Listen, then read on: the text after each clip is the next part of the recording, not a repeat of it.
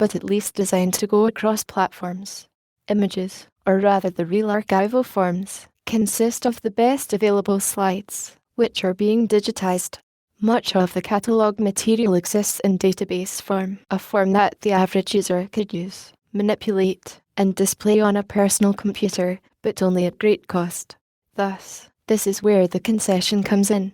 All of this rich, well-marked-up information is stripped of much of its content. The images are converted into bitmaps and the text into small formatted chunks. All this information can then be imported into HyperCard and run on a mid-range Macintosh, which is what Perseus users have. This fact has made it possible for Perseus to attain wide use fairly rapidly. Without those archival forms, the HyperCard version being demonstrated could not be made easily, and the project could not have the potential to move to other forms in machines and software as they appear, none of which information is in Perseus on the CD. Of the numerous multimedia aspects of Perseus, Mylan is focused on the textual. Part of what makes Perseus such a pleasure to use, Mylan has said, is this effort at seamless integration and the ability to move around both visual and textual material. Perseus also made the decision not to attempt to interpret its material any more than one interprets by selecting. But, Mylan has emphasized, Perseus is not courseware, no syllabus exists, there is no effort to define how one teaches a topic using Perseus, although the project may eventually collect papers by people who have used it to teach. Rather, Perseus aims to provide primary material in a kind of electronic library, an electronic sandbox, so to say, in which students and scholars who are working on this material can explore by themselves.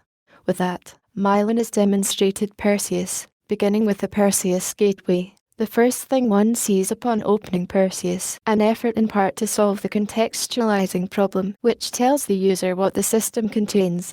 Mylan has demonstrated only a very small portion, beginning with primary texts and running off the CD-ROM.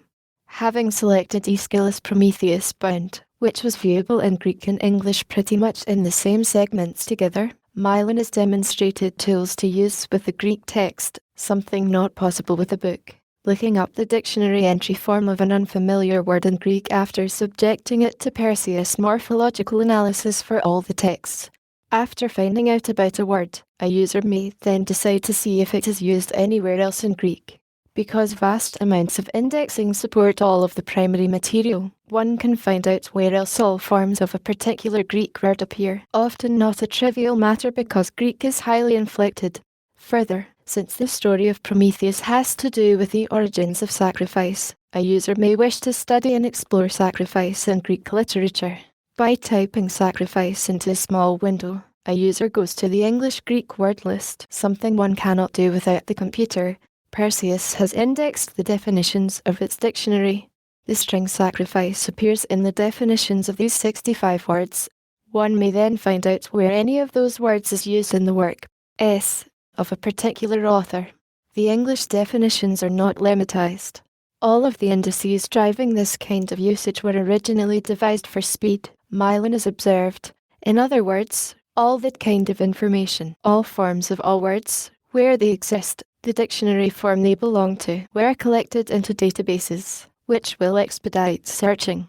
Then it was discovered that one can do things searching in these databases that could not be done searching in the full text. Thus, although there are full text searches in Perseus, much of the work is done behind the scenes, using prepared indices. Read the indexing that is done behind the scenes. Mylan has pointed out that without the SGML forms of the text, it could not be done effectively. Much of this indexing is based on the structures that are made explicit by the SGML tagging. It was found that one of the things many of Perseus non-Greek reading users do is start from the dictionary and then move into the close study of words and concepts via this kind of English-Greek word search, by which means they might select a concept. This exercise has been assigned to students in core courses at Harvard to study a concept by looking for the English word in the dictionary, finding the Greek words, and then finding the words in the Greek but, of course, reading across in the English. That tells them a great deal about what a translation means as well. Should one also wish to see images that have to do with sacrifice, that person would go to the object keyword search,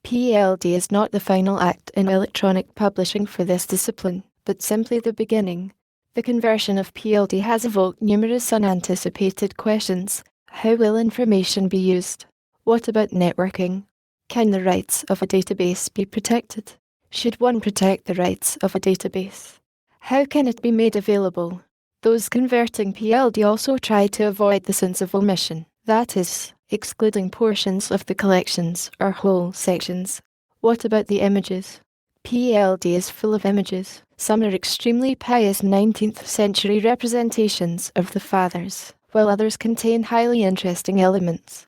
The goal was to cover all the text of MIG, including notes, in Greek and in Hebrew, the latter of which, in particular, causes problems in creating a search structure, all the indices, and even the images, which are being scanned in separately searchable files. Several North American institutions that have placed acquisition requests for the PLD database have requested it in magnetic form without software, which means they are already running it without software, without anything demonstrated at the workshop. What cannot practically be done is go back and reconvert and re-encode data, a time-consuming and extremely costly enterprise. Kaliluka sees PLD as a database that can, and should, be run under a variety of retrieval softwares. This will permit the widest possible searches.